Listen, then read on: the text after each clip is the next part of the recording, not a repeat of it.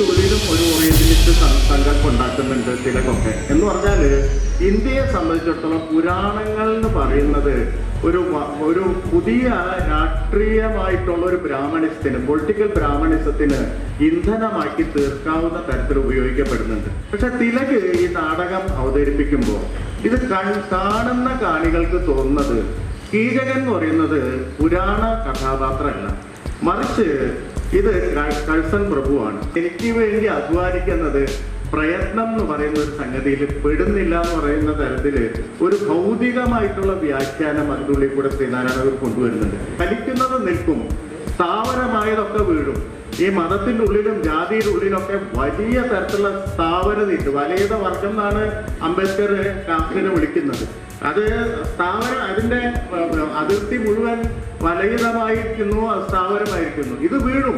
നിങ്ങൾ ആരാണെന്ന് ചോദിക്കുമ്പോൾ പറയാണ് ഞാൻ നീച നാരിയാണ്. നീച നാരിയാണെന്ന് പറയുന്ന ആ വലിയ നീതികേട്, അതൊരു കാലത്തിൻ്റെ നീതികേടാണ്. ഇന്ത്യയുടെ ആത്മാവിലെ നിരന്തരമായിട്ട് കിടന്നിരുന്ന നീതികേടാണ് ഇത്. മനുഷ്യാവകാശം എന്ന് പറയുന്ന പദമേ കേൾക്കാത്ത, അതിന്റെ വെളിച്ചമേ തട്ടാത്ത ആഴത്തിലെ ഇരുട്ടിൽ കിടന്നിരുന്ന മനുഷ്യർക്ക് വെളിച്ചം എത്തിച്ചു എന്നുള്ളതാണ് ഇത് അനുവർത്തിച്ച രണ്ടാമത്തെ പ്രധാനപ്പെട്ട കാര്യം. കവിത കണ്ട് എന്ത് പ്രയോജനം എന്ന് ചോദിച്ചാൽ, കവിതയിൽ നമുക്ക് നമ്മളെ തന്നെ മനസ്സിലാക്കാം. നമ്മളെ തന്നെ ആഴത്തിൽ മനസ്സിലാക്കിയാൽ നമ്മളെ തന്നെ വിമർശിക്കാൻ സാധിക്കും. നമ്മളെ തന്നെ നമ്മുടെ തന്നെ വക്രരൂപങ്ങൾ അതിൻ്റെ ഉള്ളിൽ തെളിഞ്ഞ് കാണാം എന്നുള്ളത്, അങ്ങനെ ഒരു സ്ഥലം ഉണ്ടാക്കി എന്നുള്ളതിന് ഞാൻ കടപ്പെട്ടിരിക്കുന്നു.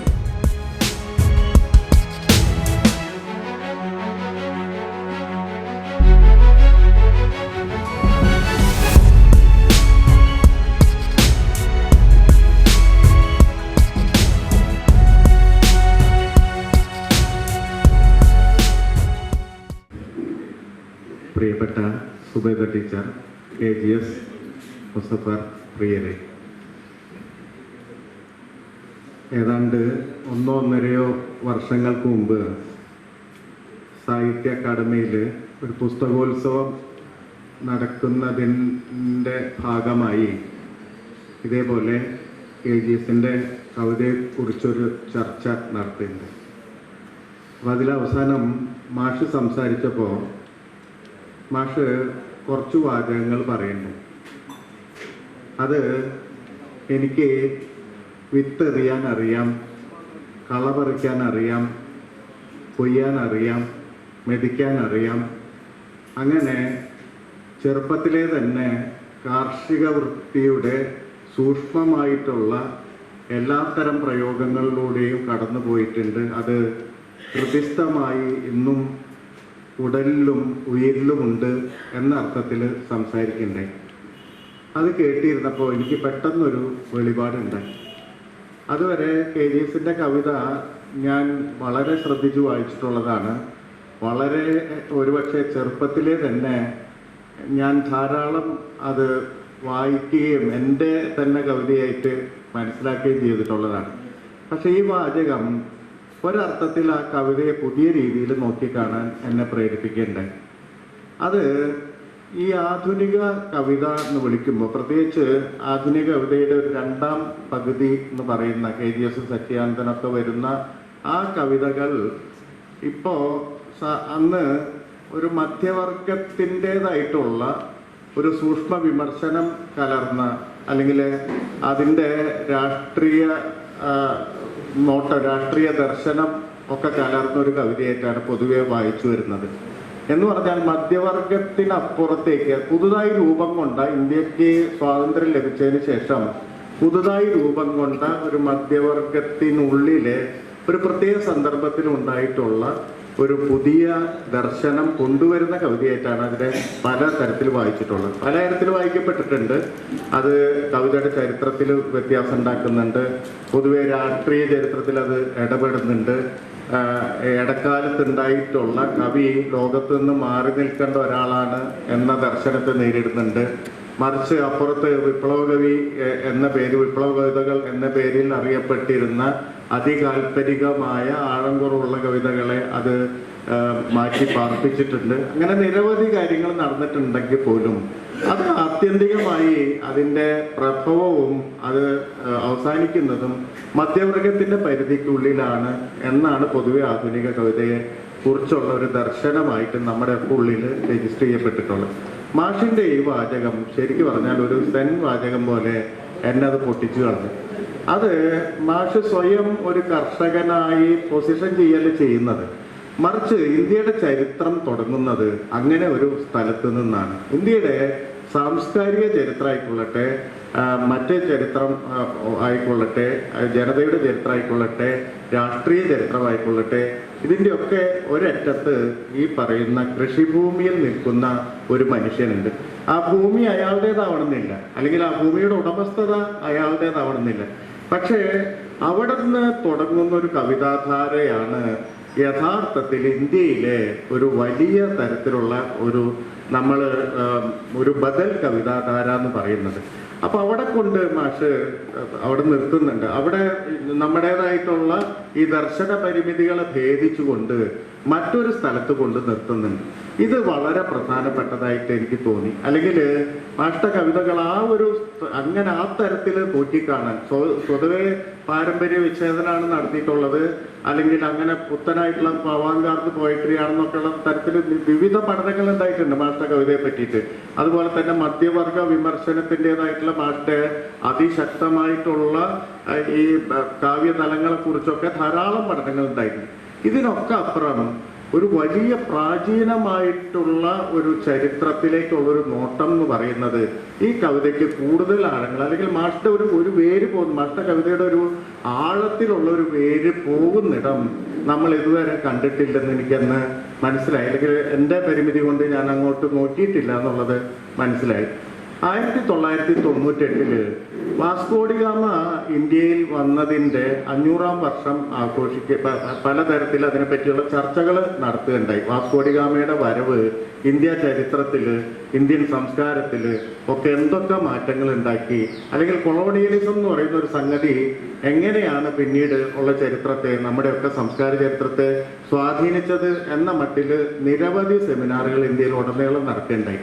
അതിലൊരു സെമിനാറിൽ സംസാരിച്ച ആൾ UR അനന്തമൂർത്തിയാണ്. ഈ അനന്തമൂർത്തി ആ സെമിനാറിൽ വെച്ചിട്ട് ഒരു ആധുനിക എഴുത്തുകാരൻ എന്ന നിലയിൽ അദ്ദേഹം നേരിടുന്ന ഒരു പ്രതിസന്ധിയെക്കുറിച്ച് സംസാരിക്കുകയുണ്ടായി. ഈ പറയുന്ന കൊളോണിയലിസത്തിന്റെ വരവിന്റെ സന്ദർഭത്തിൽ വെച്ചുകൊണ്ട് എഴുത്തിനെ വിലയിരുത്തുന്ന ഒരു പ്രഭാഷണമായിരുന്നു അത്. അതിൽ അനന്തമൂർത്തി പറയുന്നത് ഒരു കഥയാണ്. ഈ കഥയിലെ നായകൻ എന്ന് പറഞ്ഞാൽ ഒരു ചിത്രകാരനാണ്. ഇന്ത്യയിലെ വളരെ പ്രസിദ്ധനായിട്ടുള്ള ചിത്രകാരനാണെന്ന് പറയുന്നുണ്ട്. ഇദ്ദേഹം ചിത്രകാരൻ മാത്രമല്ല, ചിത്രകലയെക്കുറിച്ച് ആഴത്തിൽ പഠിച്ചിട്ടുള്ള ആളാണ്.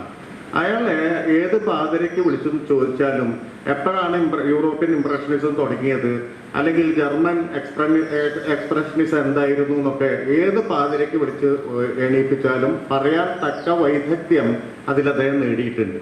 അപ്പോൾ ഇങ്ങനെ ചിത്രകലയിലും ചിത്രകലാ പഠനത്തിലും വലിയ വൈദഗ്ധ്യം നേടിയ ഇയാൾ, ഒരുപക്ഷെ ചിത്രകലയിലെ കമ്പോള വിജയങ്ങൾ വരെ കൊയ്തെടുത്ത ഒരാൾ, അദ്ദേഹത്തിന്റെ ചിത്രങ്ങളൊക്കെ വലിയ വിലയ്ക്ക് വിറ്റുപോകുന്നുണ്ട്, ഇന്ത്യക്കകത്തും വിദേശത്തൊക്കെ പേര് കിട്ടിയിട്ടുണ്ട്. അങ്ങനെ ഒരാൾക്ക് തൻ്റെ കലയിൽ ഒരു പ്രതിസന്ധി നേരിടുകയാണ്. ഒരു ദിവസം ഇയാൾക്ക് ചിത്രം വരയ്ക്കാൻ പറ്റുന്നില്ല. അപ്പോൾ വീണ്ടും വീണ്ടും ഇങ്ങനെ ശ്രമിക്കുന്നു, അത് പറ്റുന്നില്ല. അപ്പൊ അദ്ദേഹത്തിന് മനസ്സിലായി താൻ തുടരുന്ന കലാരീതിയിൽ ഒരു പ്രതിസന്ധി ഉണ്ട്. ആ പ്രതിസന്ധിയുടെ ഉറവിടം കണ്ടുപിടിച്ചാൽ മാത്രമേ തൻ്റെ കലയെ മുന്നോട്ട് കൊണ്ടുപോകാൻ പറ്റൂന്ന് അദ്ദേഹത്തിന് മനസ്സിലാവുകയാണ്. അങ്ങനെ അദ്ദേഹം തീരുമാനിക്കുന്നത് ഇന്ത്യയിലെ ഗ്രാമാന്തരങ്ങളിലൂടെ ഒരു പര്യടനം നടത്തുക എന്നുള്ള ഒരു സംഗതിയാണ്. അദ്ദേഹം ഒരു ബദലായിട്ട് ഇതിൽ നിന്ന് മറികടക്കാനായിട്ട് അദ്ദേഹം ചെയ്യുന്നത്. അങ്ങനെ രാജസ്ഥാനിലോ മറ്റോ ഉള്ള ഒരു ഉൾഗ്രാമത്തില് ഒരു കൃഷിക്കാരൻ്റെ ഒപ്പം താമസിക്കുകയാണ് ഈ ചിത്രകാരൻ. ഈ കൃഷിക്കാരൻ കാലത്തെണീറ്റ് ജോലിക്ക് പോവും, വയലിൽ പണി ചെയ്യാൻ പോവും, വൈകുന്നേരം എപ്പോഴെങ്കിലും തിരിച്ചു വരും. അതുവരെ ഇയാൾ അവിടെ ഒക്കെ ചുറ്റി നടക്കും. ഈ ചിത്രകാരൻ അങ്ങനെയൊക്കെ ചുറ്റി നടക്കും, ഗ്രാമജീവിതമൊക്കെ കണ്ട് മനസ്സിലാക്കി നടക്കും. ഇതായിരുന്നു അയാളുടെ ഒരു രീതി. അപ്പോൾ ഒരു ദിവസം ഈ കൃഷിക്കാരൻ പാടത്തേക്ക് പോകുന്നതിന് മുമ്പ് ചെയ്യുന്ന ഒരു കാര്യം ഇയാൾ ശ്രദ്ധപ്പെടുകയാണ്. ഇയാളുടെ കുടിലിന്റെ മൂലയിൽ ഒരു കല്ല് വെച്ചിട്ടുണ്ട്, ഒരു സാധാരണ കരിങ്കല്ല് വെച്ചിട്ടുണ്ട്. ഈ കരിങ്കല്ലിനെ തൊഴുതാണ് ഇയാൾ ജോലിക്ക് പോകുന്നത്, ഈ പാടത്ത് പണിയെടുക്കാൻ പോകുന്നത്. അതുപോലെ തന്നെ തിരിച്ചു വരുമ്പോഴും ഇയാൾ അതിനെ വന്ദിക്കുന്നുണ്ട്. ഇത് ഇയാൾ ശ്രദ്ധിക്കും, ചിത്രകാരൻ ശ്രദ്ധിക്കും. അങ്ങനെ ഒരു ദിവസം ഈ കൃഷിക്കാരൻ പണിക്ക് പോയപ്പോൾ ഇതിൻ്റെ ഒരു ഫോട്ടോ എടുക്കാൻ ചിത്രകാരൻ നിശ്ചയിക്കുകയാണ്. ഈ പറയുന്ന കല്ലിൻ്റെ ഒരു ഫോട്ടോ എടുക്കാൻ നിശ്ചയിക്കുകയാണ്. അപ്പോൾ ഈ കുടിലിനകത്ത് വേണ്ടത്ര വെളിച്ചമില്ല, ഫോട്ടോ എടുക്കാൻ പറ്റിയ വെളിച്ചമില്ല. അപ്പോൾ ഇയാൾ പുറത്ത് കൊണ്ടുവച്ചിട്ട് സൂര്യവെളിച്ചത്തിൽ വെച്ചിട്ട് ഇതിൻ്റെ ഒരു ഫോട്ടോ എടുക്കും, തിരിച്ച് ഇയാൾ കൊണ്ടുവയ്ക്കും, ഈ കുടിലിൽ അതേ സ്ഥാനത്ത് തന്നെ കൊണ്ടുവയ്ക്കും. പക്ഷെ അത് കഴിഞ്ഞപ്പോൾ ഇയാൾക്കൊരു മനപ്രയാസം ഉണ്ടായി. കാരണം ഈ കൃഷിക്കാരൻ വളരെ പാവനമായിട്ട് കരുതുന്ന, ഒരു പക്ഷെ ദൈവ സമാനമായി കരുതുന്ന അതിൻ്റെ ഒരു പ്രതീകമാണ് ഈ കല്ല്. ഈ കല്ല് അദ്ദേഹത്തോട് ചോദിക്കാതെ എടുത്ത് പുറത്തു വെച്ചിട്ട് തിരിച്ചു കൊണ്ടുവച്ചു. അതൊരു നാഗരിക മണ്ഡലത്തിലാണ് ഇത് നടക്കുന്നതെങ്കിൽ നമ്മളൊരു അമ്പലത്തിൽ കയറിയിട്ട് ഒരു വിഗ്രഹം എടുത്ത് പുറത്തു കൊണ്ടുവച്ച് ഫോട്ടോ എടുക്കുകയാണെങ്കിൽ എന്ത് സംഭവിക്കുന്നു എന്നുള്ളത് നിങ്ങൾക്ക് ഊഹിക്കാം. എന്ന് പറഞ്ഞാൽ ഈ നാഗരിക നിയമമൊന്നുമില്ലാത്ത ഒരു കൃഷിക്കാരന്റെ ദൈവവും അയാളെപ്പോലെ തന്നെ അത്ര ചെറുതായി കൊണ്ടാണ് ഞാനിത് ചെയ്തത് എന്നുള്ള ഒരു കുറ്റബോധം ഇയാളുടെ മനസ്സിൽ ഉദിക്കുന്നു. അപ്പോൾ ഉടൻ തന്നെ ഈ കൃഷിക്കാരൻ വന്നപ്പോൾ ഇയാൾ കുറേ മാപ്പി ചോദിക്കും. ഞാനിങ്ങനെ ചെയ്തു, നീ എന്നോട് ക്ഷമിക്കണം, നിന്നോട് ഞാൻ മുൻകൂർ അനുവാദം ചോദിച്ചില്ല. അങ്ങനെ 100,000 ഇയാളുടെ മനപ്രയാസങ്ങൾ മുഴുവൻ ഈ കൃഷിക്കാരൻ്റെ മുന്നിൽ തുറന്നു കാണിക്കുകയാണ്. കൃഷിക്കാരൻ ഇതൊക്കെ കേട്ട് അന്തം വിട്ട് നിൽക്കുകയാണ്. കൃഷിക്കാരൻ അവസാനം പറഞ്ഞു, നിങ്ങൾക്ക് വേണമെങ്കിൽ കല്ലെടുത്ത് കൊണ്ടപ്പോൾ ഞാൻ വേറെ കല്ലെടുത്ത് വെച്ചിട്ട് അവിടെ പൂജിച്ചുകൊണ്ട് ഇത് ഇത്ര താല്പര്യമുള്ള ഒരു വസ്തുവാണെന്ന് നിങ്ങളെടുത്ത് കൊണ്ടുപോകാൻ പറയാം. ഇത് ഇയാളെ വലിയ വീണ്ടും ഒരു ചിന്താക്കുഴപ്പത്തിലേക്ക് വിടുകയാണ്. എന്ന് വെച്ചാൽ ഞാൻ ഒരുപാട് കാര്യങ്ങൾ, ഒരു കലയ്ക്ക് ആവശ്യമായ ഒരു സംസ്കാര പഠനം ഞാൻ നടത്തിയിട്ടുണ്ട്. എനിക്ക് ആഴത്തിൽ ഇന്ത്യൻ സൈക്കിനെ അറിയാം എന്നാണ് എൻ്റെ ഒരു വിചാരം. കല ചെയ്യുമ്പോഴുള്ള വിചാരം. ഞാൻ ആ ഇന്ത്യൻ മിഡിൽ ക്ലാസ്സിന് വേണ്ടിയിട്ടാണ് ഈ പണിയൊക്കെ എടുക്കുന്നത്, അല്ലെങ്കിൽ ലോകത്തിലെ ഒരു മിഡിൽ ക്ലാസ്സിന് വേണ്ടിയിട്ടാണ് ഈ പണിയൊക്കെ എടുക്കുന്നത്. ഇവരൊക്കെ സൈക്ക് എനിക്കറിയാമെന്നാണ് എൻ്റെ വിചാരം. പക്ഷേ ഇന്ത്യയിൽ ഒരു സാധാരണക്കാരൻ ഒരു പ്രത്യേക സന്ദർഭത്തിൽ എങ്ങനെ ചിന്തിക്കുന്നു എന്നുള്ളതിനെ പറ്റി എനിക്ക് യാതൊരു പിടിപാടും ഇല്ല എന്നാണ് ഈ പ്രതികരണത്തിൽ നിന്ന് വ്യക്തമാവുന്നത്. എന്ന് പറഞ്ഞാൽ ഒരു സാധാരണക്കാരൻ ഒരു പ്രത്യേക സന്ദർഭത്തിൽ എങ്ങനെയാണ് അയാളുടെ ലോജിക്ക്, അയാളുടെ ചിന്തയുടെ ഒരു ഗതിവിഗതികൾ എങ്ങനെയാണ് നടക്കുക എന്നുള്ളതിനെ പറ്റി യാതൊരു വിവരവും എനിക്കില്ലാന്ന് ഈ ചിത്രകാരൻ ആ നിമിഷം മനസ്സിലാക്കാൻ, ഇതാണ് എൻ്റെ പ്രശ്നം എന്ന് മനസ്സിലാക്കുന്നു. അതേസമയം ഇയാൾ തന്നെ മറുവശം ചിന്തിക്കുന്നുണ്ട്. ഈ മനുഷ്യൻ, ഈ നിൽക്കുന്ന ഈ സാധാരണക്കാരെന്ന് വിളിക്കുന്ന ഈ കൃഷിക്കാരൻ്റെ അപ്പനും അപ്പൂപ്പനും ഒക്കെ എന്ത് പണി അല്ലെങ്കിൽ എന്തൊരു ജീവിതമാണോ ജീവിച്ചിരുന്നത്, അതിൽ നിന്ന് യാതൊരു വ്യത്യാസമില്ലാത്ത ജീവിതമാണ് ഇയാൾ നയിക്കുന്നത്. അതേ ജീവിതം, അതേ സംഗതി. പട്ടിണിയാണെങ്കിൽ പട്ടിണി, അർദ്ധപട്ടിണിയാണെങ്കിൽ അർദ്ധപട്ടിണി, യാതൊന്നിനോടും പ്രതികരിക്കുന്നില്ല, താൻ അനുഭവിക്കുന്ന ചൂഷണം അയാൾ മനസ്സിലാക്കുന്നില്ല. അങ്ങനെ ഒരു തരത്തിലുള്ള മൗഢ്യത്തിലുള്ള ജീവിതമാണ്. അപ്പൊ അതിനെ ആദർശവൽക്കരിക്കാൻ വയ്യ, ഈ കൃഷിക്കാരനെ ആദർശവൽക്കരിക്കാൻ വയ്യ. ഇപ്പുറത്ത് എൻ്റെ മധ്യവർഗ ജീവിതത്തിന്റെ മൗഢ്യം, ഞാൻ പഠിച്ചു എന്ന് പറയുന്ന ഈ കലാസങ്കല്പങ്ങളുടെ മൗഢ്യം എന്നെ ഒരു വശത്ത് തകർക്കുന്നു, ഇപ്പുറത്ത് ഇത് ആദർശവൽക്കരിക്കാനും വയ്യ. അപ്പൊ ഇതിൻ്റെ ഉള്ളിലാണ് ഒരു ആധുനിക കലാകാരൻ നിൽക്കുന്നത്. ആധുനികത എന്ന് പറയുന്ന ഒരു പ്രതിസന്ധിയിൽ, ഒരു സന്ദർഭത്തിൽ ഏർപ്പെടുന്നുണ്ട്. എന്നാൽ ആധുനികതയ്ക്ക് ബദലായിട്ട് മറ്റൊരു തരത്തിലുള്ള യാതൊരു മാറ്റവുമില്ലാത്തൊരു ജീവിതത്തെ, ഒരു ഗ്രാമീണമായ ഒരു ആദർശാത്മകത എന്നൊക്കെ വിളിക്കാവുന്ന, കാൽപ്പനികമായ ആദർശാത്മകത, ചിത്രത്തിൽ കണ്ടാൽ മാത്രം നല്ലതാണെന്ന് തോന്നുന്ന ഒരു കാര്യത്തിന് ബദൽ വെക്കാനും വയ്യ എന്ന് പറയുന്ന ഒരു സന്ദർഭമാണ് യഥാർത്ഥത്തിൽ കൊളോണിയലിസം സൃഷ്ടിച്ചത്, അല്ലെങ്കിൽ കൊളോണിയൽ ആധുനികത പിന്തുടർന്ന ആളുകളെ എത്തിച്ചതെന്ന് അനന്തമൂർത്തി പറയുന്നുണ്ട്. ഇത് എത്രയോ മുമ്പ് KGS അഡ്രസ് ചെയ്തിട്ടുണ്ട് എന്നുള്ളതാണ് വാസ്തവം. നമ്മൾ നോക്കുമ്പോൾ ഈ പറയുന്ന പ്രശ്നം KGSന്റെ തുടക്കത്തിൽ തന്നെ വലിയ കവിതകളുടെ മുഴുവൻ ഉണ്ടാവുന്നുണ്ട്. ഈ വൃക്ഷം ജന്മരാത്രി എന്നൊക്കെ പറയുന്ന ആദ്യത്തെ സമാഹാരത്തിലെ കുറച്ച് കവിതകൾ മറ്റൊരു തരത്തിലുള്ള കവിതകളാണെന്ന് നമുക്ക് വിലയിരുത്താമെങ്കിലും വളരെ പെട്ടെന്ന് ഈ അനന്തമൂർത്തി 98-ലാണിത് പ്രസംഗിക്കുന്നത്. ഇത് 70-കളിൽ തന്നെ KGS തന്റെ കവിതകളിൽ ഇത് അഡ്രസ് ചെയ്യുന്നുണ്ട് എന്നുള്ളത് വളരെ പ്രധാനപ്പെട്ട വസ്തുതയായിട്ട് നമ്മൾ മനസ്സിലാക്കണം. നമ്മൾ 70-കളിലെ കവിതയെ മുഴുവൻ വായിച്ചത് അന്നത്തെ ഒരു നക്സലൈറ്റ് രാഷ്ട്രീയത്തിന്റെ പശ്ചാത്തലത്തിലാണ്. അത് തെറ്റില്ലതാണ്. അത് തീർച്ചയായിട്ടും പുതിയ നക്സലൈറ്റ് പ്രസ്ഥാനം ഒരു വലിയ വസന്തത്തിന്റെ ഇടിമുഴക്കം എന്ന് പറയുന്ന രീതിയിൽ വലിയൊരു മുദ്രാവാക്യം കൊണ്ടുവരുന്നു. സ്വാഭാവികമായിട്ട് സ്വാതന്ത്ര്യത്തിന് ശേഷം പലതരം സ്വാതന്ത്ര്യ സമരത്തിൽ ഉണ്ടായിട്ടുള്ള എല്ലാ മൂല്യങ്ങൾക്കും പരിക്കേറ്റ് കിടക്കുകയാണ്. അതിനുശേഷം വന്നിട്ടുള്ള രാഷ്ട്രീയ പ്രസ്ഥാനങ്ങളും പലതരത്തിൽ തളർന്നുപോയി. ആ ഒരു സന്ദർഭത്തിലാണ് ഈ പറയുന്ന വസന്തത്തിന്റെ ഇടിമുഴക്കെന്ന് പീക്കിംഗ് റേഡിയോ വിശേഷിപ്പിച്ച നക്സലൈറ്റ് പ്രസ്ഥാനം ഉണ്ടാകുന്നത്. അപ്പൊ സ്വാഭാവികമായിട്ട് അത്തരം ഒരു കല ഉണ്ടാക്കുന്നുണ്ട്. അതായത് നെഹ്റുവിസത്തിന്റെ ലിബറൽ മൂല്യങ്ങൾ മുഴുവൻ തകർന്നുപോയി. ഗാന്ധിയാണെങ്കിൽ ഒരു ഔദ്യോഗിക ഗാന്ധിയായിട്ട് മരണശേഷം മാറുന്നു. ഈ പോലീസ് സ്റ്റേഷനിലെ ചിത്രമായിട്ട് തൂങ്ങിക്കെടുക്കുന്നു. 500 നോട്ടിൽ അടിക്കുന്ന തരത്തില് മഹാത്മാഗാന്ധി റോഡ് എന്ന് പറഞ്ഞ് എല്ലാ നഗരത്തിലും എല്ലാ വൃത്തികേടിനും ഇങ്ങനെ നെഞ്ചു കാണിച്ചു കൊടുത്ത് നീണ്ടു നിവർന്ന് കിടക്കുന്ന പാത പോലെ ഉള്ള ഒരു ബിംബമായിട്ട് മാറി. അവിടെ വെച്ചിട്ടാണ് ഈ പുതിയ ഒരു രാഷ്ട്രീയമായിട്ടുള്ള ഒരു ശുഭാപ്തി വിശ്വാസം ജനിപ്പിച്ചുകൊണ്ട് പശ്ചിമബംഗാളിൽ ഈ പറയുന്ന കൃഷിക്കാരുടെ കലാപം പൊട്ടിപ്പുറപ്പെടുന്നത്. തീർച്ചയായിട്ടും അത് ഈ കവിതകളെ മുഴുവൻ സ്വാധീനിച്ചിട്ടുണ്ട്. വലിയ അർത്ഥത്തില് മാവോയിസം എന്ന് പറയുന്നത് അതിന്റെ ഒരു മാവോയിസത്തിന്റെ തത്വശാസ്ത്രം തീർച്ചയായിട്ടും ഇതിലേക്ക് സ്വാധീനിച്ചിട്ടുണ്ട്. പക്ഷെ തിരിഞ്ഞു നോക്കുമ്പോൾ അത്തരം കാര്യങ്ങൾ, കാലികമായ കാര്യങ്ങൾ മാറ്റി വെച്ച് നോക്കുമ്പോൾ ഈ വലിയ പ്രശ്നം ഇന്ത്യ എന്ന് പറയുന്ന ഈ ബഹുസ്വരമായിട്ടുള്ള ഒരു ജനതയ്ക്കുള്ളിലെ ആഴത്തിലുള്ള സംഘർഷം എന്താണെന്ന് തിരിച്ചറിയാനുള്ള ഒരു വലിയ നോട്ടം ബംഗാൾ തൊട്ടിട്ട് നമുക്ക് കാണാൻ പറ്റും. ബംഗാളില് പ്രധാനമായിട്ട് ഈ നമുക്ക് പരിചയമുള്ള ഒരു മിത്തിക്കൽ കഥാപാത്രമാണുള്ളത്, അല്ലെങ്കിൽ 2 കഥാപാത്രങ്ങളാണുള്ളത്. ഒരാൾ സംസാരിക്കുന്നു, മറ്റാളോട് സംസാരിക്കുന്നു, അപ്പുറത്തുണ്ട് സഞ്ജയനും ധൃതരാഷ്ട്രനും എന്ന് പറയുന്നത്. ഇങ്ങനെ ഈ 2 കഥാപാത്രങ്ങൾ കൊണ്ടുവരുമ്പോൾ യഥാർത്ഥത്തിൽ KGS ചെയ്യുന്നത് അതുവരെ ഇന്ത്യയിൽ നിലനിന്നിരുന്ന ഒരു മിത്തിക്കൽ ആയിട്ടുള്ള അല്ലെങ്കിൽ പുരാണങ്ങളെ ഉപയോഗിച്ചിട്ടുള്ള ഒരു സംസ്കാര ഭൂമികയെ പൊളിക്കുകയാണ് യഥാർത്ഥത്തിൽ അവിടെ ചെയ്യുന്നത്. അപ്പോ ആ പൊളിക്കൽ എന്ന് പറഞ്ഞാൽ എല്ലാ അർത്ഥത്തിലും നടക്കുന്നുണ്ട്. ഇപ്പം നമുക്ക് പരിചയമുള്ള ഒരു കവിതാ രീതിയേ അല്ല അത്. നമുക്കിപ്പോ സ്കൂളിലോ കോളേജിലോ ഒക്കെ പഠിച്ചുകൊണ്ടിരുന്ന, നമ്മൾ പഠിപ്പിച്ചിരുന്ന ഒരു കവിതാ രീതിയേ അല്ല അത്. അതില് ആ പറയുന്ന ഒരു വശീകരണങ്ങളും കാണാൻ പറ്റില്ല. പ്രത്യേകിച്ച് ഈ കവിതയുടെ സൗന്ദര്യമായിട്ട് മുഴുവൻ പറയുന്നത് ഇത്തരത്തിലുള്ള ചില സ്കിൽഫുൾ ആയിട്ടുള്ള ചില തരത്തിലുള്ള എന്താ പറയാ നൈപുണ്യങ്ങളെ ആയിരുന്നു.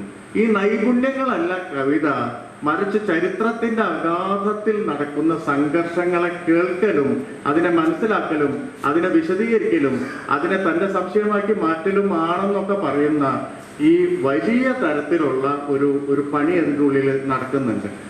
നമ്മൾ തിരിഞ്ഞു നോക്കുമ്പോൾ, പ്രത്യേകിച്ച് ഇന്ത്യയിൽ ഇപ്പൊ ഈ ഹിന്ദുത്വത്തിന്റെ ഒക്കെ കാലത്ത് തിരിഞ്ഞു നോക്കുമ്പോൾ ഇന്ത്യയിലെ ഒരു സാംസ്കാരികമായിട്ടുള്ള ഒരു പ്രയോഗം എന്ന് പറയുന്നത്, സാംസ്കാരികമായ രാഷ്ട്രീയ പ്രയോഗം ഉണ്ടാകുന്നത് 20ാം നൂറ്റാണ്ടിന്റെ തുടക്കത്തിലാണെന്ന് കാണാം. അന്ന് തിലക് മറാത്ത പ്രവിശ്യയില് ഒരു ബ്രാഹ്മണ നാടകവേദിയെ കൊണ്ട് പ്രതിഷ്ഠിക്കുന്നുണ്ട്. KP കാതിൽക്കർ പോലെയുള്ള വലിയ നാടകകൃത്തുക്കളെ ഉപയോഗിച്ചിട്ട് പുരാണ കഥാസന്ദർഭങ്ങളെ മുഴുവൻ പുനരാവിഷ്കരിക്കുന്നുണ്ട്.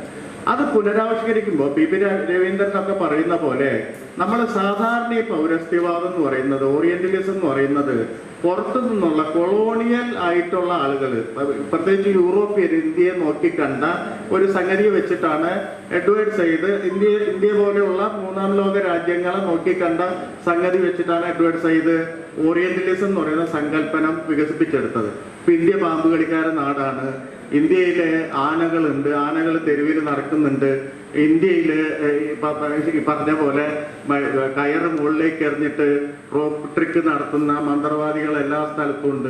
ഇങ്ങനെ ഒരു പൗരസ്ത്യ സങ്കല്പം നമ്മുടെയൊക്കെ ജീവിതത്തിന് ആധുനികതയ്ക്കൊക്കെ താഴെ വളരെ പ്രാകൃതമായ ഒരു സ്ഥലത്താണ് എന്ന രീതിയിലാണ് യൂറോപ്യൻ ദൃഷ്ടിയിൽ വരുന്നത്. അപ്പോ അത്തരം ഓറിയന്റലിസത്തിന് സമാന്തരമായി ഇന്ത്യക്കുള്ളിലും ഒരു ഓറിയന്റലിസ്റ്റ് സങ്കല്പം ഉണ്ടാക്കുന്നുണ്ട് തിലകൊക്കെ. എന്ന് പറഞ്ഞാല് ഇന്ത്യയെ സംബന്ധിച്ചിടത്തോളം പുരാണങ്ങൾ എന്ന് പറയുന്നത് ഒരു പുതിയ രാഷ്ട്രീയമായിട്ടുള്ള ഒരു ബ്രാഹ്മണിസത്തിന്, പൊളിറ്റിക്കൽ ബ്രാഹ്മണിസത്തിന് ഇന്ധനമാക്കി തീർക്കാവുന്ന തരത്തിൽ ഉപയോഗിക്കപ്പെടുന്നുണ്ട്. എന്ന് പറഞ്ഞാല് അന്ന് കീചകവധം എന്ന് പറയുന്ന ഒരു നാടകം കളിക്കുന്നുണ്ട്. ഇപ്പൊ KP കാതിൽക്കറുടെ വലിയ പ്രസിദ്ധമായ നാടകമാണെന്ന് കീചകവധം. അത് ബ്രിട്ടീഷുകാർ നിരോധിക്കുകയുണ്ടായി. ഈ കീചകവധം മഹാഭാരതത്തിലെ ഒരു കഥാസന്ദർഭം തന്നെയാണ്. ഭീമനും പാഞ്ചാലിയും അതുപോലെ തന്നെ കീചകനും ഒക്കെ വരുന്ന നമുക്കറിയാവുന്ന ഒരു കാര്യമാണ്. വിരാട രാജധാനിയില് പാഞ്ചാലിയും ഭീമനൊക്കെ അജ്ഞാതവാസം നയിക്കുകയാണ്, കള്ളപ്പേരിൽ താമസിക്കുകയാണ്. ആ സമയത്ത് ഈ അവിടുത്തെ രാജാവിന്റെ ബന്ധുവായിട്ടുള്ള കീചകന് സൈരന്ധ്രിയോട് കാമാവേശം തോന്നുന്നു. അത് നിർബന്ധപൂർവം അത് ഇവളെ അതിനെ വശംവദയാക്കാൻ വേണ്ടിയിട്ട് പ്രേരിപ്പിക്കുന്നു. ദ്രൗപദി ഭീമനെ ഇത് അറിയിക്കുന്നു. രാത്രി ഭീമൻ കീചകനെ വധിക്കുന്നു. ഈ ഒരു സൈരന്ധ്രി ഉപയോഗിച്ചിട്ട്, ദ്രൗപദി ഉപയോഗിച്ചിട്ട് കീചകൻ ഒരു സ്ഥലത്ത് എത്തിച്ചിട്ട് വധിക്കുന്നു. ഇത് നമുക്ക് എല്ലാവർക്കും അറിയാവുന്ന കഥയാണ്. പക്ഷെ തിലക് ഈ നാടകം അവതരിപ്പിക്കുമ്പോൾ ഇത് കാണുന്ന കാണികൾക്ക് തോന്നുന്നത് കീചകൻ എന്ന് പറയുന്നത് പുരാണ കഥാപാത്രമല്ല, മറിച്ച് ഇത് കഴ്സൺ പ്രഭുവാണ്. അന്നത്തെ ബ്രിട്ടീഷ് ബ്രിട്ടീഷ് വൈസ്രോയി ആയിട്ടുള്ള, പ്രത്യേകിച്ച് ബംഗാൾ വിഭജനം പോലെയൊക്കെയുള്ള വലിയ ഇന്ത്യക്കാരെ വേദനിപ്പിച്ച വെട്ടിമുറിച്ച സംഭവങ്ങളൊക്കെ നടത്തിയിട്ടുള്ള കഴ്സൺ പ്രഭുവാണ് കീചകൻ എന്ന് ഇത് കാണുന്ന ഒരാൾക്ക് തോന്നുന്നു. അതുപോലെ സൈരന്ധ്രി എന്ന് പറയുന്നത്, ദ്രൗപദി എന്ന് പറയുന്നത് ഇന്ത്യ തന്നെയാണെന്ന് കാണുന്ന കാണികൾക്ക് തോന്നുന്നു. ഭീമസേനൻ തിലകന്റെ പ്രതിരൂപമാണെന്ന് തോന്നുന്നു. എന്ന് പറഞ്ഞാൽ രാഷ്ട്രീയ ആവശ്യങ്ങൾക്കനുസരിച്ചിട്ട് ഈ പുരാണത്തിനെ മുഴുവൻ മാറ്റി എഴുതുന്ന ഒരു പണിയാണ് ഈ തിലക് തന്റെ രാഷ്ട്രീയ പ്രവർത്തനത്തിന് ഉപയോഗിച്ചത്. അത് ബ്രാഹ്മണിക് രാഷ്ട്രീയമായിരുന്നു. അതിന് മുന്നോട്ട് കൊണ്ടുപോകാൻ വലുതായിട്ട് ഉപയോഗിച്ചിട്ടുണ്ട്. സീതാ സ്വയംവരത്തില് ഈ വരുന്ന ആളുകളിൽ പല ആളുകളുണ്ട്. അതിൽ ചിലത് ഈ ബ്രാഹ്മണർക്കിടയിൽ തന്നെ പ്രോഗ്രസീവ്നെസ് പറഞ്ഞ ഗോഖലെ പോലെയുള്ള ആളുകളെ കളിയാക്കാൻ ഉപയോഗിക്കുന്നുണ്ട്. അങ്ങനെ നിരവധി തരത്തിൽ പുതിയ സന്ദർഭത്തിന് വേണ്ടിയിട്ട് ഈ പുരാണങ്ങളെ മുഴുവൻ ഉപയോഗിക്കുകയാണ്. ഇത് തുടരുന്നുണ്ട്. ഇത് ഇന്ത്യയിൽ തുടരുന്നുണ്ട്. ഇത് ഇന്ത്യയിൽ തുടരുമ്പോൾ ഇന്ത്യയിലെ മിത്തോളജിക്കൽ ഉപയോഗം എന്ന് പറയുന്നത് മിത്തിന്റെ ഉറവിടത്തിൽ പോയി നമ്മൾ അതിന്റെ ധർമാധർമ്മങ്ങളെ അല്ലെങ്കിൽ അതിനുള്ളിലെ സംഘർഷങ്ങളെ കണ്ടുപിടിക്കുകയല്ല ചെയ്തിട്ടുള്ളത്. പകരം സമകാലീന സന്ദർഭത്തിന് വേണ്ടിയിട്ട് ഈ മിത്തുകളെ പുനരാവിഷ്കരിക്കുകയാണ് പലപ്പോഴും ചെയ്തിട്ടുള്ളത്. അപ്പൊ തിലക് ചെയ്തിട്ട് ഒരു രാഷ്ട്രീയ ബ്രാഹ്മണ്യത്തിന് വേണ്ടിയായിരുന്നു. അങ്ങനെ ഒരുതരം ഓറിയന്റലിസം എന്ന് പറയുന്ന സങ്കല്പം ഇന്ത്യക്കുള്ളിൽ ഉണ്ടാവുന്നുണ്ട്.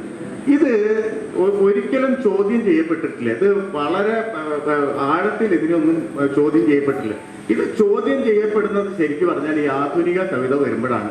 ഇതേ ക്യാരക്ടേഴ്സിനൊക്കെ വെച്ചുകൊണ്ട് പല ഭാഷകളിലും കവിത ഉണ്ടാവുന്നുണ്ട്. ബ്രഹ്മരക്ഷസ് എന്ന് പറയുന്ന പറഞ്ഞ മുക്തിബോധിന്റെ കവിത ഉണ്ടാവുന്നുണ്ട്. അതുപോലെ തന്നെ കേരളത്തില് അങ്ങനെ ഉണ്ടാവുന്നത്. മലയാളത്തിൽ ആ ഇടിമുഴക്കം ഉണ്ടാക്കുന്ന കവിതയാണ് ശരിക്കും പറഞ്ഞാൽ ബംഗാൾ എന്ന് പറയുന്നത്. എന്ന് പറഞ്ഞാൽ ആധുനികമായിട്ടുള്ള ഒരു മിത്തോളജിക്കൽ ഉപയോഗത്തിനെ അത് നെടുക പിളർക്കുന്നുണ്ട്. അത് നെടുക പിളർന്ന് ഈ പറയുന്ന നേരത്തെ പറഞ്ഞ കൃഷിവലന്റെ സ്ഥലത്ത് നിന്ന് ഈ കൃഷിവലനും ഒരു ആധുനികത ആവശ്യമാണെന്ന് പറയുന്ന ഒരു സ്ഥലത്തേക്ക് എത്തുന്നുണ്ട്. അത് ഈ കൊളോണിയൽ ആധുനികത പോരാതിന്, മറിച്ച് ഒരു ഇന്ത്യയുടെ ആത്മാവ് കണ്ടെത്തുന്ന തരത്തില് ഒരു പുതിയ ആധുനികതയെ വികസിപ്പിച്ചെടുക്കണം എന്ന് പറയുന്ന വിചാരം എല്ലാ കവിതയുടെ KGFന്റെ ആദ്യകാല കവിതയുടെ തന്നെ ആഴത്തിൽ നമുക്ക് കാണാൻ പറ്റും. ഈ പറയുന്ന അതിന് കിട്ടിയ രാഷ്ട്രീയ വായനയെ തൽക്കാലം മാറ്റിവെച്ച് നോക്കിക്കഴിഞ്ഞാൽ ഇത് വളരെ പ്രധാനമായിട്ട് അതിൻ്റെ ഉള്ളിൽ എടുക്കുന്നതായിട്ട് കാണാൻ പറ്റും. അനന്തമൂർത്തി തന്നെ പിൽക്കാലത്ത് ഈ അവസാന കാലത്ത് ചന്ദൻ ഗൗഡിയായിട്ട് നടത്തിയ സംഭാഷണങ്ങളുടെ പുസ്തകം ഇപ്പോൾ പുറത്തിറങ്ങിയിട്ടുണ്ട്. അതിൻ്റെ ഉള്ളിൽ ഒരിടത്ത് പറയുന്നുണ്ട്, ഇന്ത്യയുടെ ഉള്ളിൽ 3 ആഗ്രഹങ്ങൾ എപ്പോഴും തീവ്രമായിട്ട് കിടന്നിരുന്നു. ഇന്ത്യയുടെ ആത്മാവിൽ ഈ 3 ആഗ്രഹങ്ങൾ അതിതീവ്രമായി ഓരോ സന്ദർഭത്തിലും പ്രകാശിപ്പിക്കാൻ ശ്രമിച്ചിട്ടുണ്ട്. അത് തെസ്റ്റ് ഫോർ മോഡേണിറ്റി എന്ന് പറയുന്നതാണ് ഒന്ന്. ആധുനികതയ്ക്ക് വേണ്ടിയുള്ള പുതിയ സ്ഥലത്തേക്ക് പോവാനുള്ള ഒരു ആഴത്തിലെ കുതിപ്പ് ഇന്ത്യ എപ്പോഴും സൂക്ഷിച്ചിരുന്നു. അത് ഇന്ത്യയിലെ കവിതാരൂപങ്ങൾ മുഴുവൻ നോക്കിക്കഴിഞ്ഞാൽ കാണാൻ പറ്റും. ഇപ്പം അത് വചനകവിതയായിക്കൊള്ളട്ടെ, ഈ കേരളത്തിലെ ശ്രീനാരായണ ഗുരുവിന്റെ പുതിയ എഴുത്ത് രീതികളായിക്കൊള്ളട്ടെ, ഇതിലൊക്കെ ഒരു അംശം എന്ന് പറയുന്നത് ഈ പുതുമയിലേക്ക് ആധുനികമായിട്ടുള്ള എന്ന് പറഞ്ഞാൽ സമകാലീന ചരിത്രവുമായി സംവേദിക്കാൻ പ്രാപ്തി ഉണ്ടാക്കുന്ന ഒരു കവിതാരൂപം കണ്ടെത്തുക എന്ന് പറയുന്നത് അതിലേക്ക് കുതിക്കാനുള്ള ഒരു തേഴ്സ്റ്റ്, ഒരു ദാഹം ഇന്ത്യയുടെ ആത്മാവിൽ എപ്പോഴും കിടന്നിരുന്നു. രണ്ടാമത്തത് ഒരു തരം സമത്വത്തിന് വേണ്ടിയുള്ള ദാഹമാണ്. അത് സമത്വത്തിന് വേണ്ടിയുള്ള ദാഹം എന്ന് പറയുമ്പോൾ ഈ ജാതിഘടനയെ അതിലംഘിച്ചുകൊണ്ട് ഒരു സമത്വം എങ്ങനെ സാധ്യമാക്കാം എന്നുള്ള കാര്യം എപ്പോഴും ഇന്ത്യൻ പോയറ്റിക്സിന്റെ ഒരു പ്രധാനപ്പെട്ട വിഷയമായി അതിനുള്ളിൽ തന്നെ കിടന്നിരുന്നു. എന്ന് പറഞ്ഞാൽ എപ്പോഴും നോക്കുമ്പോൾ, ഏത് കാലം നോക്കുമ്പോഴും അത് പല രീതിയിലായിരിക്കും. ചിലപ്പോൾ പ്രാർത്ഥനയുടെ രൂപത്തിലായിരിക്കും വരിക, അല്ലെങ്കിൽ ചിലപ്പോൾ സങ്കടത്തിന്റെ രൂപത്തിലായിരിക്കും, കരച്ചിലിന്റെ രൂപത്തിലായിരിക്കും, ദൈവത്തിനുള്ള നിവേദനത്തിന്റെ രൂപത്തിലായിരിക്കും. പക്ഷെ സൂക്ഷിച്ചു നോക്കിയാൽ അത് സമത്വത്തിന് വേണ്ടിയുള്ള, പ്രത്യേകിച്ച് ഈ ജാതി ഘടനയിലെ അതികർക്കശമായിട്ടുള്ള അതിരുകൾ ഖണ്ഡിക്കാനുള്ള ഒരു വലിയ സ്ഥിതി സമത്വത്തിലേക്ക് എത്താനുള്ള ഒരു ത്വരയും ഇന്ത്യൻ കവിതയ്ക്കുള്ളില്, അല്ലെങ്കിൽ ഇന്ത്യയുടെ ആത്മാവിനുള്ളില് എപ്പോഴും അതിനുള്ള ഒരു ദാഹം ഉണ്ടായിരുന്നു. മൂന്നാമത്തതും വളരെ പ്രധാനപ്പെട്ടതാണ്. അത് പുതിയൊരു ആത്മീയതയ്ക്ക് വേണ്ടിയുള്ള, ഏത് കാലത്ത് ഇന്ത്യ നോക്കിക്കഴിഞ്ഞാൽ അറിയാം, അതിന് ഒരു ആത്മീയമായിട്ടുള്ള ഒരു ത്വര എപ്പോഴും ഉണ്ടായിരുന്നു. ഈ ആത്മീയതയെ പലപ്പോഴും ഈ മതാത്മകത മൂടി വെക്കുന്നതുകൊണ്ട് നമ്മൾ ഈ ത്വര തിരിച്ചറിയുന്നില്ല, അല്ലെങ്കിൽ മതം അതിനെ സ്വന്തമാക്കി എടുക്കുന്നതുകൊണ്ട് നമുക്കത് തിരിച്ചറിയാൻ പറ്റില്ല. പക്ഷെ നമ്മൾ ഇത് വിട്ടുപോയി മതാത്മകതയ്ക്ക് പുറത്തുള്ള ഒരു വലിയ ആത്മീയത എന്ന് പറയുന്നത് എന്താണെന്ന് പറയുന്ന ചോദ്യം വളരെ പ്രധാനപ്പെട്ടതാണ്. അത് ഒരു ഉത്തരം തന്നിട്ടുള്ള ശ്രീനാരായണ ഗുരുവാണ്. ശ്രീനാരായണ ഗുരു പലതരത്തിൽ അതിന് ആത്മോപദേശ ശതകത്തിൽ പലതരത്തിൽ ഉത്തരം തരുന്നുണ്ട്. അപ്പൊ അവരന് വേണ്ടി അഹർനിശം പ്രയത്നം, കൃപണത വിട്ട് കൃപാലു ചെയ്തിടുന്നു എന്ന് പറയുമ്പോ ഈ എന്താണ് പ്രയത്നം എന്നുള്ളതിന് ഒരു ഭൗതിക രൂപം കൈക്കൊള്ളുകയാണ്. അത് ഇന്നലെ ഈ വസുദൈവ കുടുംബമെന്നോ ലോകമേ തറവാടെന്നോ അഹബ്രഹ്മാസ്മി എന്നോ തത്വമസി എന്നൊക്കെ പറയുന്ന പോലെ തലയ്ക്ക് മുകളിൽ കൂടെ പോകുന്ന ഒരു സാധനമല്ല. മറിച്ച് അതിനെ വളരെ കൃത്യമായിട്ട് ജീവിതത്തിന്റെ ഉള്ളിലെ ഒരു സംഗതിയാക്കി മാറ്റുകയാണ് ഈ ആത്മീയത എന്ന് പറയുന്നത്. അപ്പുറത്തുള്ള ആൾക്ക് വേണ്ടി, താനല്ലാത്ത അപരന് വേണ്ടി ഒരാൾ പ്രയത്നം ചെയ്താൽ മാത്രമേ അത് പ്രയത്നമായി എണ്ണുള്ളൂ. എനിക്ക് വേണ്ടി ഉണ്ടാക്കാൻ വേണ്ടി, എനിക്ക് വേണ്ടിയിട്ട് പ്രയത്നിക്കുന്നത്, അല്ലെങ്കിൽ എനിക്ക് വേണ്ടി അധ്വാനിക്കുന്നത് പ്രയത്നം എന്ന് പറയുന്ന ഒരു സംഗതിയിൽ പെടുന്നില്ല എന്ന് പറയുന്ന തരത്തില് ഒരു ഭൗതികമായിട്ടുള്ള വ്യാഖ്യാനം അതിനുള്ളിൽ കൂടെ ശ്രീനാരായണ ഗുരു കൊണ്ടുവരുന്നുണ്ട്. എന്ന് പറഞ്ഞാൽ പുതിയ ആത്മീയതയിൽ ബസവണ്ണ ചെയ്യുന്നുണ്ട്. ബസവണ്ണ പറയുന്നുണ്ട് കായികതയുടെ ഏറ്റവും വലിയ ആത്മീയത എന്ന് പറയുന്നുണ്ട്. ബസവണ്ണ വലിയ അമ്പലം കെട്ടുമ്പോൾ, ഇപ്പൊ ഈ പള്ളി പണിയുടെ കാലത്തൊക്കെ ഞാനത് വായിച്ചു നോക്കിയായിരുന്നു. അമ്പലം വലുത് കിട്ടുമ്പോൾ പണക്കാരൻ അമ്പലം പണിയാണ്. ഇയാള് പറയുന്നു, എനിക്ക് ഈ അമ്പലത്തിന്റെ തൂണുകൾ പോലെ 2 കാലുകളുണ്ട്, എനിക്ക് ഈ അമ്പലത്തിന്റെ ചുറ്റുമതിൽ പോലെ എന്റെ ഉടലുണ്ട്, അമ്പലത്തിന്റെ കുംഭഗോപുരം പോലെ എന്റെ തലയുണ്ട്, ഞാൻ തന്നെയാണ് ക്ഷേത്രം, എനിക്ക് അതുകൊണ്ട് ആ ക്ഷേത്രം വേണ്ട. അവസാനം ഒരു കാര്യം പറയുന്നു, സ്ഥാവരമായതൊക്കെ വീടും ചലിക്കുന്നത് നിലനിൽക്കും എന്ന് പറയുന്നുണ്ട്. ഇത് കവിതയിൽ ഏറ്റവും ഇന്ത്യൻ ആത്മീയതയിലെയും ഇന്ത്യൻ കവിതയിലെയും ഇന്ത്യൻ മോഡേൺസിയിലെയും അതുപോലെ തന്നെ ഇന്ത്യൻ സമത്വത്തിന് വേണ്ടിയുള്ള ഒരു ആശയഘടനയിലെ ഏറ്റവും പ്രധാനപ്പെട്ട ആശയമാണ്. ചലിക്കുന്നത് നിൽക്കും, സ്ഥാവരമായതൊക്കെ വീഴും. ഈ മതത്തിന്റെ ഉള്ളിലും ജാതിയുടെ ഉള്ളിലൊക്കെ വലിയ തരത്തിലുള്ള സ്ഥാവരതയുണ്ട്. വലയത വർഗം എന്നാണ് അംബേദ്കർ കാസ്റ്റിനെ വിളിക്കുന്നത്. അത് സ്ഥാവരം, അതിന്റെ അതിർത്തി മുഴുവൻ വലയിതമായിരിക്കുന്നു, സ്ഥാവരമായിരിക്കുന്നു. ഇത് വീഴും. ഇത് നമുക്ക് ഭൂമിയിൽ നിന്ന് കുഴിച്ചെടുക്കേണ്ടി വരും. വലിയ നഗരങ്ങൾ മുഴുവൻ ഭൂമിക്കുള്ളിൽ നിന്നാണ് അവസാനം കുടിച്ചെടുക്കേണ്ടി വന്നിട്ടുള്ളത്, ഖനനം ചെയ്താണ് എടുക്കേണ്ടി വന്നിട്ടുള്ളത്. അല്ലാതെ അത് ഭൂമിയിൽ ഇങ്ങനെ വർണ്ണാഭമായി നിൽക്കില്ല. അപ്പൊ അങ്ങനെ പറയുന്ന തരത്തില് കായികതയാണ് പ്രധാനം ഒരു തരത്തിൽ ആത്മീയതയെ നിർവചിക്കുന്ന തരത്തില് ഈ ആത്മീയതയ്ക്ക് വേണ്ടിയുള്ള അന്വേഷണവും മുന്നോട്ട് പോകുന്നുണ്ട്. ആ അന്വേഷണത്തെയാണ് യഥാർത്ഥത്തിൽ KGS നീതി എന്ന് പറയുന്ന ഒരു സംഗതിയായിട്ട് വെക്കുന്നത്. എന്ന് പറഞ്ഞാൽ നീതി എന്ന് പറയുന്ന കോടതിയിൽ നിന്ന് കിട്ടുന്ന ഒരു സംഗതി മാത്രമല്ല, അല്ലെങ്കിൽ മൂന്നാമതൊരാൾ വന്ന് ജഡ്ജ് ചെയ്ത് നിങ്ങളോട് പറയുന്നതല്ല. അത് ജീവന്റെ ഒരു ഭാഗമാണ്, സാമൂഹ്യ ജീവിതത്തിന്റെ ഭാഗമാണ്, സാംസ്കാരിക ജീവിതത്തിന്റെ ഭാഗമാണ്. എല്ലാത്തരം ജീവിത വ്യവഹാരങ്ങളെയും അതിനുള്ളിൽ ചേർന്നിട്ടുള്ള ഒരു പ്രധാനപ്പെട്ട ഘടകമാണെന്ന് ഈ കവിതകളിലൂടെ സ്ഥാപിക്കുന്നുണ്ട്. മാത്രമല്ല, അതാണ് ലോകത്തിലെ ഏറ്റവും പ്രധാനപ്പെട്ട സൗന്ദര്യ ശാസ്ത്ര ഘടകവും എന്ന് മാറ്റുന്നുണ്ട്. അപ്പൊ നീതി എന്ന് പറഞ്ഞാൽ പുറത്തുനിന്ന് കൊണ്ടുവരുന്ന ഒരു ആശയഘടനയല്ല, ആ കവിതയ്ക്കുള്ളിലെ സൗന്ദര്യ ശാസ്ത്ര ഘടകം കൂടിയിട്ടാണ്. ഇത് വലിയൊരു മാറ്റാണ്. അല്ലെങ്കിൽ ഇത് ഈ പറയുന്ന തരത്തിൽ പാരമ്പര്യം എന്ന് പറയുന്ന ഒരു വലിയ സംഗതിയെ യാഥാസ്ഥിതികത്തിൽ വിമോചിപ്പിക്കുകയും അതിനെ മറ്റൊരു ഊർജമാക്കി മാറ്റുകയും ചെയ്യുന്നുണ്ട്. ഇതും ചെറിയ കാര്യമല്ല. നമ്മളിപ്പോ ഈ പറയുന്ന പാരമ്പര്യം എന്ന് പറയുന്ന പലതും ഒരു രൂപത്തിനെയാണ് അങ്ങനെ വിളിക്കുന്നത്. ഒരാള് വൃത്തത്തിൽ കവിത എഴുതി, ആശാൻ എഴുതിയ അതേ വൃത്തത്തിൽ കവിത എഴുതി കഴിഞ്ഞാൽ ആ പാരമ്പര്യ ശക്തിയുള്ള കവിയാന്ന് വിളിക്കുന്നത്. എന്ന് പറഞ്ഞ രൂപം അല്ല പാരമ്പര്യം എന്ന് പറയുന്നത്. അത് അതിൻ്റെ ഉള്ളിലൊരു ശക്തിയാണ്, ഊർജമാണ്. ആ ഊർജത്തെ വിമോചിപ്പിക്കുക, ആ ഊർജത്തെ പുതിയ രൂപത്തിൽ സ്വീകരിക്കാൻ ശ്രമിക്കുക, ഈ തരത്തില് പാരമ്പര്യത്തെ മാറ്റിയെടുക്കുന്നുണ്ട്. അല്ലെങ്കിൽ പാസ്റ്റ് എന്ന് പറയുന്ന ഒരു സംഗതിയെ തകർത്ത് പുതിയ രീതിയിൽ കാണാൻ പ്രേരിപ്പിക്കുന്നുണ്ട്. അപ്പൊ അതുകൊണ്ട് തന്നെ ഓരോ കവിതയും ഓരോ തരത്തിലുള്ള നോട്ടം അല്ലെങ്കിൽ പുതിയൊരു നോട്ടത്തിനുള്ള ഉപകരണമായിട്ട് മാറുന്നുണ്ട്. സൂക്ഷ്മദർശിനി എന്നും ദൂരദർശിനി എന്നൊക്കെ നമ്മൾ പറയുന്ന പോലെ ഒരു കവിതാ ദർശിനി ഈ കവിതകൾക്കുള്ളിലൂടെ ഉണ്ടാവുന്നുണ്ട്.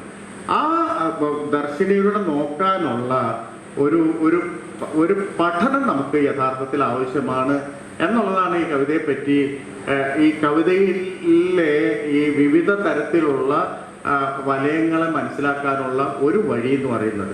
അപ്പൊ നീതി എന്ന് പറയുന്നത് അതിനെ സംബന്ധിച്ചിടത്തോളം പുറത്തുള്ള ഒരു കാര്യമല്ല. KGS കവിത തുടർച്ചയായിട്ട് കോടതി വരുന്നുണ്ട്. കോടതി എന്ന് പറയുന്ന രൂപകം നിരന്തരമായിട്ട് ആവർത്തിക്കുന്നുണ്ട് എന്ന് മാത്രമല്ല, ഇപ്പൊ ചില പഴയ കവിതകളിലെ നീതികേടുകളെ അഡ്രസ് ചെയ്ത് പുതിയ കവിത ഉണ്ടാക്കുന്നുണ്ട്. ഇപ്പൊ ശ്രാവസ്തി എന്ന് പറഞ്ഞൊരു കവിതയുണ്ട് KGS. ഞാൻ ഈ കുമാരനാശാന്റെ ചിന്താവൃത്തിയായ സീത വായിക്കുമ്പോൾ എന്നെ ഏറ്റവും ഭയപ്പെടുത്തിയിരുന്ന ഒരു കാര്യം എന്ന് പറഞ്ഞിട്ട്, അല്ലെങ്കിൽ ഞെട്ടിപ്പോകുന്ന ഒരു കാര്യം എന്ന് പറയുന്നത്, അതിൽ ഈ ചണ്ഡാലിക വന്നിട്ട് ഈ ബുദ്ധഭിക്ഷുവിനെ സ്വന്തം പരിചയപ്പെടുത്തുന്ന ഒരു ഭാഗമുണ്ട്. സ്വയം പരിചയപ്പെടുത്തുന്നത് നീചനാരി എന്നാണ് ഒരാൾ വിളിക്കുന്നത്, തന്നെ വിളിക്കുന്നത് നീചനാരി എന്നാണ്. ഞെട്ടിപ്പോവും നമ്മൾ. ഒരു സ്ത്രീ, അതും യൗവനത്തിലേക്ക് കടക്കുന്ന ഒരു സ്ത്രീ വന്നിട്ട് പറയാണ്, ഈ വലിയ അരങ്ങിൽ, കവിതയുടെ അരങ്ങിൽ വന്നിട്ട് പറയാണ്, നിങ്ങൾ ആരാണെന്ന് ചോദിക്കുമ്പോൾ പറയാണ് ഞാൻ നീചനാരിയാണ്. നീചനാരിയാണെന്ന് പറയുന്ന ആ വലിയ നീതികേട്, അതൊരു കാലത്തിന്റെ നീതികേടാണ്. ഇന്ത്യയുടെ ആത്മാവിലെ നിരന്തരമായിട്ട് കിടന്നിരുന്ന നീതികേടാണ്. DY ചന്ദ്രചൂഡ് ഒരു വിധിന്യായത്തിൽ പറയുന്നുണ്ട്, ഈ ഇന്ത്യൻ ഭരണഘടന ചെയ്തിട്ടുള്ള പ്രധാന കാര്യങ്ങളിൽ ഒന്ന് വൈദേശിക ഭരണത്തിന് പകരം ഇന്ത്യൻ സൊസൈറ്റിക്ക് ആവശ്യമായിട്ടുള്ള സ്ഥാപന നിർമ്മാണത്തിന് സഹായിച്ചു എന്നുള്ളതാണ് ആദ്യത്തേത്. രണ്ടാമത്തത് മനുഷ്യാവകാശം എന്ന് പറയുന്ന പദമേ കേൾക്കാത്ത, അതിന്റെ വെളിച്ചമേ തട്ടാത്ത, ആഴത്തിലെ ഇരുട്ടിൽ കിടന്നിരുന്ന മനുഷ്യർക്ക് വെളിച്ചം എത്തിച്ചു എന്നുള്ളതാണ് ഇത് അനുവർത്തിച്ച രണ്ടാമത്തെ പ്രധാനപ്പെട്ട കാര്യം എന്ന് ഒരു വിധിന്യായത്തിൽ പറയുന്നുണ്ട്. എന്ന് പറഞ്ഞാൽ ആ ഇരുട്ടാണ് ഈ സ്ത്രീയുടെ ഉള്ളിൽ മുഴുവനുള്ളത്. നീചനാരി സ്വയം പരിചയപ്പെടുത്തുന്ന, നമ്മൾ ആരെങ്കിലും ഒന്ന് ആലോചിച്ച് നോക്ക്, നിങ്ങൾ ആരാണെന്ന് പറഞ്ഞ ചോദ്യത്തിന് ഉത്തരം ഞാനാണ് ഏറ്റവും ചവിട്ടി താഴ്ത്തപ്പെട്ട, ഏറ്റവും നികൃഷ്ടമാക്കപ്പെട്ട സ്ത്രീ എന്നാണ് പറയുന്നത്. അതിനൊരു ഉത്തരം KGS കണ്ടെത്തുന്നുണ്ട് ശ്രാവസ്തിയില് മൂന്നാമതൊരാളുടെ സഹായം ഇല്ലാതെ, അല്ലെങ്കിൽ മൂന്നാമത്തൊരു ഏജൻസിയുടെ സഹായം ഇല്ലാതെ, എന്ന് പറഞ്ഞാൽ ആധുനിക ലോകം നമുക്ക് തന്നിട്ടുള്ള മൂന്നാമതൊരു ഏജൻസിയാണ്. അതിനെ കോടതിയെന്നോ പോലീസിനോ മറ്റേ എന്താ പറയാ എക്സിക്യൂട്ടീവെന്നോ ലെജിസ്ലേറ്റീവെന്നോ ഒക്കെ വിളിക്കാം. എന്ന് പറഞ്ഞാൽ നമുക്കൊരു പ്രശ്നം ഉണ്ടായി കഴിഞ്ഞാൽ സമീപിക്കാനുള്ള മൂന്നാമത്തെ ഒബ്ജക്റ്റീവ് ആയിട്ടുള്ള ഒരിടം. അതിനേക്കാൾ ആഴത്തിലുള്ളതാണ് തന്റെ തന്നെ നീതി താൻ തന്നെ മനസ്സിലാക്കുക എന്ന് പറയുന്ന തരത്തിലേക്ക് വരും. ശ്രാവസ്തിയിലാണ് ഈ പറയുന്ന ചണ്ഡാലഭിക്ഷുവിൽ പൂരിക്കപ്പെടാത്ത ഒരു ഭാഗത്തിന് ഉത്തരം കിട്ടുന്നത് ശ്രാവസ്തിയിലാണ്. KGS കവിതകൾ അങ്ങനെ സൂക്ഷ്മമായ രീതിയിൽ പഴയ കാവ്യ പാരമ്പര്യത്തെ മുഴുവൻ അഡ്രസ് ചെയ്യുന്നുണ്ട്. അപ്പൊ ഞാൻ പറഞ്ഞു വരുന്നത്, പാരമ്പര്യത്തിനെ മുന്നോട്ട് കൊണ്ടുപോകുന്നു എന്ന് പറയുന്ന പല കവിതകളിലും അതിന്റെ വികൃതമായിട്ടുള്ള ആവർത്തനങ്ങൾ നടക്കുമ്പോൾ യഥാർത്ഥത്തിൽ ഈ ഊർജത്തെ അഡ്രസ് ചെയ്യുന്നത്, ഇതിന്റെ ഈ ചരിത്രത്തിന്റെ ഇരുട്ടിനെയും വെളിച്ചത്തിനെയും അഡ്രസ് ചെയ്യുന്ന ഒരു സ്ഥിതി എപ്പോഴും ഏത് ഘട്ടത്തിലും KGS കാണിച്ചിട്ടുണ്ട്. ഇപ്പോ ഒരു ഉദാഹരണം ശ്രാവസ്തി എന്ന് പറഞ്ഞു. ആറ്റുതീര കൂടാരത്തിൽ നിന്നൊരു കവിതയ്ക്ക് പേരുണ്ട്. ഈ കവിത പുഴയുടെ വക്കിലെ കൂടാരം എന്നുള്ള വട്ടില് നമ്മൾ ടൂറിസ്റ്റുകാർ ടെൻ്റടിക്കുന്ന പോലെ വായിച്ചാൽ ആ കവിതയ്ക്കുള്ളിലേ എത്തില്ല. മറിച്ച് എലിയറ്റിന്റെ റിവർ ടെന്റ് ഈസ് ബ്രോക്കൺ എന്ന് പറയുന്ന വരി, ആറ്റുതീര കൂടാരം തകർന്നു പോയി എന്ന് പറയുന്ന വരി നമുക്ക് അതിൽ കേൾക്കാൻ പറ്റിക്കഴിഞ്ഞാൽ കവിതയെ മാറും. അതിന്റെ കുറച്ച് വരികളുള്ള കവിതയുടെ അകം വലിയ തരത്തിൽ വിസ്തൃതമായി നമുക്കുള്ളിൽ വിരിയുന്നത് കാണാൻ പറ്റും. എന്ന് പറഞ്ഞാൽ ഈ സംസ്കാരങ്ങൾ തകർന്നടിയുന്ന ഈ പുഴവക്കിലുണ്ടായിട്ടുള്ള യൂഫ്രട്ടീസ് ടൈഗ്രീസ് ആയിക്കൊള്ളട്ടെ, നമ്മുടെ സിന്ധു നദി ആയിക്കൊള്ളട്ടെ, ഈ സംസ്കാരങ്ങൾ മുഴുവൻ തകർന്നു വീഴുന്ന ഒച്ച നമ്മൾ അതിൽ കേൾക്കാൻ സാധിച്ചാൽ, ആ കവിതയുടെ ഉള്ളിലെ ശബ്ദവിന്യാസത്തിൽ കേൾക്കാൻ സാധിച്ചു കഴിഞ്ഞാൽ നമുക്ക് ആ കവിത, ഈ പറയുന്ന ചെറിയ ചെറിയ വാചകങ്ങൾ എഴുതിയ ആ കവിത വളരെ പെട്ടെന്ന് അത് ചരിത്രത്തിന്റെ അഗാധമായ ഒരു ഇടനാഴിയായിട്ട് മാറുന്നത് നമുക്ക് കാണാൻ സാധിക്കും. അങ്ങനെയുള്ള ഉപയോഗങ്ങൾ മുഴുവൻ പലതരത്തിൽ ഉപയോഗിക്കുന്നു. വൈലോപ്പിള്ളി ഉപയോഗിച്ചിട്ടുണ്ട്. കുടമറയില് നമുക്ക് വൈലോപ്പിള്ളിയിലെ കവിതയുടെ തുടർച്ചയായിട്ട് നോക്കിക്കഴിഞ്ഞാൽ അത് വേറൊരു കവിതയായിട്ട് മാറും. അതുപോലെ തന്നെ ചിലതരം ക്യാരക്ടേഴ്സിനെ കൊണ്ടുവരുന്നുണ്ട്. അത് ഒരു കവിതയിലല്ലാതെ ഒരുപാട് കവിതകളിൽ ഈ ക്യാരക്ടേഴ്സിനെ കൊണ്ടുവരുന്നുണ്ട്, കഥാപാത്രങ്ങളെ കൊണ്ടുവരുന്നുണ്ട്. അപ്പൊ ഞാൻ ഒരിക്കൽ തന്നെ KGS-നോട് ചോദിക്കുന്നുണ്ടായിരുന്നു, ഇപ്പൊ ഈ ക്യാരക്ടേഴ്സിന് എന്തിനാണ് നിർമ്മിക്കുന്നത്? ഇപ്പൊ ഋഷിവർമ്മൻ എന്ന് പറഞ്ഞ ആദ്യത്തെ കവിതകളിൽ തുടർച്ചയായിട്ട് വരുന്ന ചൂണ്ടുവിരലിലും അഗ്നിശമനത്തിലൊക്കെ വരുന്ന ഒരു ക്യാരക്ടർ ഉണ്ട്. ഇപ്പം എടവനക്കാട് സെലീന വൈപ്പിനിലെ സെലീന പല കവിതകൾ വരുന്നുണ്ട്. സഖാവ് ബാലരാമൻ പല കവിതയിൽ വരുന്നുണ്ട്. സുനിൽ സ്വാമി പല കവിത വരുന്നുണ്ട്. ഇങ്ങനെ പല തരത്തില് ഈ ക്യാരക്ടേഴ്സ് ഇങ്ങനെ പോകുന്നത് കാണാൻ പറ്റും. അപ്പൊ ഞാൻ ചോദിക്കുന്നുണ്ടായി ഒരിക്കൽ, എന്തുകൊണ്ടാണ് ഈ ക്യാരക്ടർ എന്ന് ചോദിച്ചപ്പോ മാഷ് പറഞ്ഞ ഉത്തരം, ഒരു ക്യാരക്ടർ എന്ന് പറഞ്ഞാൽ 1000 ഇമേജുകൾക്ക് സമാനാണെന്ന് പറയുന്നുണ്ട്. എന്ന് പറഞ്ഞാല് 1000 കോഴിക്ക് അരക്കാണെന്നൊക്കെ പറയുന്ന പോലെ 1000 ഇമേജുകൾക്ക് ഒരു അര ക്യാരക്ടർ മതി. ഈ മാനുഷികമാക്കുക എന്ന് പറയുന്ന ഒരു വലിയ പ്രവൃത്തിയാണ് അതിൽ നടക്കുന്നത്. അത് ഇന്ത്യൻ ആധുനികതയുടെ ഒരു പ്രത്യേകതയായിട്ടും നമ്മൾ മനസ്സിലാക്കണം. ബിംബങ്ങളുടേതും അല്ലെങ്കിൽ ഈ സിമ്പിൾ, മെറ്റഫർ, ഇമേജ് എന്നൊക്കെ വിളിക്കുന്ന ഒരു ആധുനിക പഠനമാണ് നമ്മുടെ കൊളോണിയൽ ആധുനിക പഠനം എന്ന് പറയുന്നത്.